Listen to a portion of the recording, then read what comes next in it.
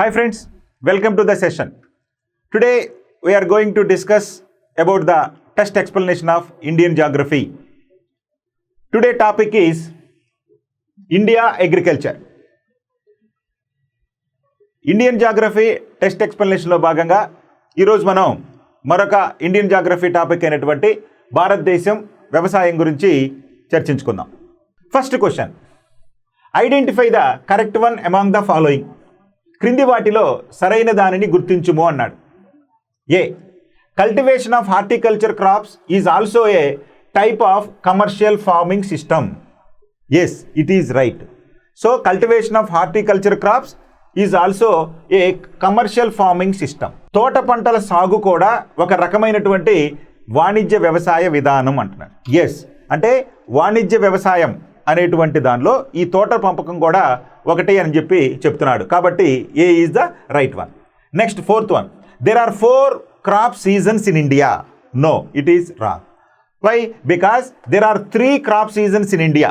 They are Kharif, Rabi and Zaid only, not 4 crops. Here they gave 4 crops only. So that's why it is wrong. అంటే భారతదేశంలో పంట కాలాలు 4 కలవు అంటున్నాడు. So ఎన్ని పంట కాలాలు? 3 మాత్రమే ఉంటాయి. అవేంటండి? ఖరీఫ్ పంట కాలం, రబీ పంట కాలం మరియు జైద్ పంట కాలం. Next C, tea, rubber, sugarcane etcetera are plantation crops. Yes, it is right. So plantation crops, what are plantation crops? Plantation crops are nothing but a coffee, tea, rubber. So these are the some important plantation crops. So plantation crops అంటే తోట పంటలు, తేయాకు, rubber, చెరుకు లాంటివి తోట పంటల కిందకు వస్తాయి అన్నాడు. సో కాబట్టి ఇది కూడా మనకి రైట్గానే చెప్పుకోవాలి. సో ఇచ్చినటువంటి 3 స్టేట్మెంట్స్లో except B, A and C are right. Why? Because in India there are 3 crop seasons are there, not 4. So that's why A and C are the right answer. Okay. Next question. Assertion region. Assertion ఏం చెప్పాడు చూడండి. Due to western disturbances, there is little rain in North India during winter season. Yes, it is right. Due to the western disturbances, in particularly North India, during the winter season, some rain comes. That rain is caused by the western disturbances అంటున్నాడు. Yes, it is right. అంటే పశ్చిమ విక్షోభాల వలన ఉత్తర భారతదేశంలో శీతాకాలంలో కొద్దిపాటి వర్షాలు సంభవిస్తాయి అంటున్నాడు. రైట్, కరెక్టే. అంటే శీతాకాలంలో మన ఉత్తర భారతదేశంలో పశ్చిమ విక్షోభాల వలన లేదా వెస్ట్రన్ డిస్టర్బెన్సెస్, దాన్ని పశ్చిమ కల్లోలాలు అని కూడా అంటారు. పశ్చిమ కల్లోలాలు అంటారు లేదా విక్షోభాలు అంటారు. వీటి వలన మనకి శీతాకాలంలో కొద్ది మొత్తంలో వర్షం సంభవిస్తుంది. ఆ వర్షం అనేది అప్పుడు సాగు చేసేటటువంటి గోధుమ, బార్లీ పంటలకు చాలా అనుకూలంగా ఉంటుంది. సో కాబట్టి ఫస్ట్ స్టేట్మెంట్ అనేది కరెక్ట్ స్టేట్మెంట్. నెక్స్ట్ రీజన్ ఏం చెప్తున్నాడు చూడండి. Rabi crop is damaged due to these rains అంటున్నాడు. Rabi crops damage due to the rains. No, it is wrong. If moderate, కొద్దిపాటి అన్నాడు, అక్కడ ఆల్రెడీ మనకి మెన్షన్ చేశాడు. సో స్మాల్ అమౌంట్ ఆఫ్ అన్నాడు. సో ఇక్కడ మనకి లిటిల్ రెయిన్ అన్నాడు, అంటే చిన్నపాటి వర్షం. ఈ చిన్నపాటి వర్షం అనేది శీతాకాలంలో సంభవించడం వలన, కొద్దిపాటి వర్షం అనేది ఈ శీతాకాలంలో సంభవించడం వలన ఆ కాలంలో మనం సాగు చేసేటటువంటి గోధుమ పంటకి చాలా ఉపయుక్తంగా ఉంటుంది. కానీ ఇక్కడ ఏమి ఇచ్చాడు reason? Damage to these crops అన్నాడు, డ్యామేజ్ టు దీస్ రెయిన్స్ అన్నాడు. దీన్ని రబీ క్రాప్స్ని damage due to these rains అన్నాడు. No, it is not correct. It is wrong statement. So wrong statement, at the same time not explanation of the assertion also. చూడండి, ఈ వర్షాల వలన రబీ పంట దెబ్బతిందండి. రబీ పంటకు ఉపయోగంగా ఉంటుంది. సో కాబట్టి శీతాకాలంలో పశ్చిమ విక్షోభాల వలన సంభవించే కొద్దిపాటి వర్షం వలన ఈ యొక్క రబీ పంటలు చాలా లబ్ధి పొందుతాయి. కానీ ఇక్కడ లబ్ధి పొందవు, నష్టం జరుగుతుంది అంటున్నాడు. కాబట్టి రీజన్ అనేది ఎంటైర్లీ రాంగ్. సో కాబట్టి A and R are right అన్నారు. No, second one both A and R are correct అన్నారు. ఇది కూడా కాదు. ఏంటయ్యా? Third one, A is true but R is false. A is true but R is false. That's why third one is the right option. Okay. Next question, match the following. క్రింది వాణిని జతపరచుము అంటున్నాడు. క్రింది వాణిని జతపరచుము అంటున్నాడు. ఫస్ట్ వన్ విప్లవం, ఇక్కడ sector అని అన్నాడు. రంగు లేదా సెక్టార్. విప్లవాలు అంటే మనకి వ్యవసాయంలో మనం హరిత విప్లవాన్ని దృష్టిలో పెట్టుకుని, హరిత విప్లవం విజయవంతమైన తర్వాత so many revolutions are started in our country. వాటికి ఒక్కొక్క రంగుని మనం రిప్రజెంట్ చేయడం జరిగింది. గ్రీన్ రెవల్యూషన్ అంటే మనకి ప్రధానంగా వ్యవసాయ పంటల దిగుబడులు పెంచుకోవడం కోసం, అదేవిధంగా ఆహార పంటల దిగుబడులకు. అయితే ఇక్కడ ఆ విప్లవాలు చాలా రకాలు వచ్చేసినాయి. ఇప్పుడు అవేంటో ఇప్పుడు మనం చూద్దాం. First yellow revolution, red revolution, ash బూడిద రెవల్యూషన్, రౌండ్ రెవల్యూషన్, గుండ్రని విప్లవం ఉన్నాడు, రౌండ్ రెవల్యూషన్.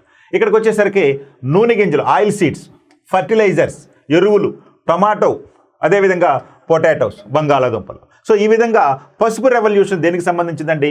పసుపు revolution related to oil seeds. Next ఎరుపు విప్లవం. ఎరుపు విప్లవం తీసుకుంటే మనకి టమాటా ఏ కలర్లో ఉంటాయండి? ఎరుపు కలర్ ఉంటాయి. అదేవిధంగా బూడిద యాష్ రెవల్యూషన్, ఇది వచ్చేసి ఫర్టిలైజర్స్కి సంబంధించింది. ఇకపోతే రౌండ్ రెవల్యూషన్. రౌండ్ రెవల్యూషన్ దేనికండి? బంగాళాదుంపలకు సంబంధించింది. సో కాబట్టి A1, B3, C2, D4. Okay, so ఇక్కడ రైట్ ఆప్షన్ ఏంటండి? A1, B3, C2, D4. Third one is the right option. Okay, next question, match the following. Again match the following question ఇచ్చాడు. ఇక్కడ ఏంటండి? Live stock, పశు సంపద ఇచ్చాడు. మరొక పక్కన ప్రసిద్ధి చెందినటువంటి రాష్ట్రాల గురించి ఇచ్చాడు. అంటే ఒక్కొక్క పశు సంపద అంటే ఒక్కొక్క రకమైనటువంటి జాతి పశువులు ఒక్కొక్క రాష్ట్రంలో ప్రసిద్ధి చెందాయి. ఉదాహరణకు మనకి ఒంగోలు జాతి అన్నాం అనుకోండి, మన ఆంధ్రప్రదేశ్ ఉంటాయి. అదేవిధంగా మనకి కిలారి అన్నాం అనుకోండి, అది మహారాష్ట్రకు సంబంధించి. ఇట్లా మనకి కొన్ని ప్రత్యేకమైనటువంటి పశు జాతులు ఉన్నాయి. అందుకనే ఆ పశు జాతుల గురించి ఇచ్చాడు, అదేవిధంగా రాష్ట్రాల గురించి ఇచ్చాడు. అందులో ఫస్ట్ది గిర్, అదేవిధంగా second one Sahiwal, third one Malvi, fourth one సిరి. ఇవన్నీ కూడా పశు జాతికి సంబంధించినటువంటి పాయింట్. ఇక ఏ రాష్ట్రాలు? పశ్చిమ బెంగాల్, వెస్ట్ బెంగాల్, గుజరాత్, పంజాబ్ అండ్ మధ్యప్రదేశ్. మరి దీనికి సంబంధించి తీసుకుంటే కనుక ఫస్ట్ గిర్ తీసుకుంటే గుజరాత్, గిర్ అనేది గుజరాత్. నెక్స్ట్ సాహిల్వాల్ తీసుకుంటే ఇది పంజాబ్ రాష్ట్రానికి సంబంధించిన, అంటే పంజాబ్ రాష్ట్రంలో సాహిల్వాల్ పశువులు ఉంటాయి. అదేవిధంగా నెక్స్ట్ మాల్వీ తీసుకుంటే ఇది మధ్యప్రదేశ్కి సంబంధించినటువంటి పశు జాతి. ఇకపోతే సిరి అనేది వెస్ట్ బెంగాల్కి సంబంధించినటువంటి పశు జాతి. సో కాబట్టి A2, B3, C4, D1. So first one is the right ఆప్షన్గా మనం గుర్తుపెట్టుకోవాలి. Okay, next question, which state has the largest area under cotton cultivation? Largest area under cotton cultivation.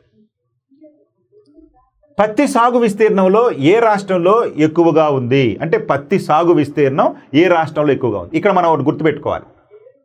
In India one state contains the largest cotton growing areas. Another state produce cotton largely. So that's why here two different conditions are there. అంటే మన దేశంలో ఒక రాష్ట్రం తీసుకుంటేనేమో అక్కడ పత్తి ఎక్కువ విస్తీర్ణంలో సాగు చేస్తున్నారు, కానీ ఆ రాష్ట్రం నుంచి ఎక్కువ ఉత్పత్తి వస్తుందంటే రావట్లేదు, వేరొక రాష్ట్రం నుంచి ఎక్కువ ఉత్పత్తి వస్తుంది.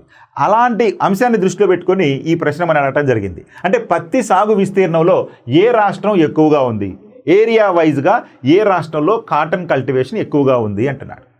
First one Maharashtra, second one Punjab, third one Haryana, fourth one Andhra Pradesh.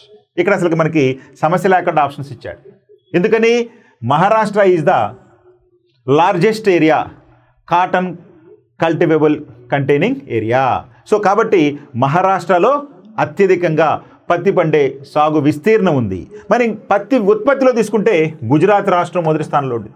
So cotton ప్రొడక్షన్లో గుజరాత్ ఉంది, ఏరియా వైజ్గా తీసుకుంటే మహారాష్ట్ర ఉంది. సో కాబట్టి ఇక్కడ ఏమడిగాడు? ఏరియాని అడిగాడు. కాబట్టి Maharashtra is the largest cotton cultivable area containing state. Okay, right, first one.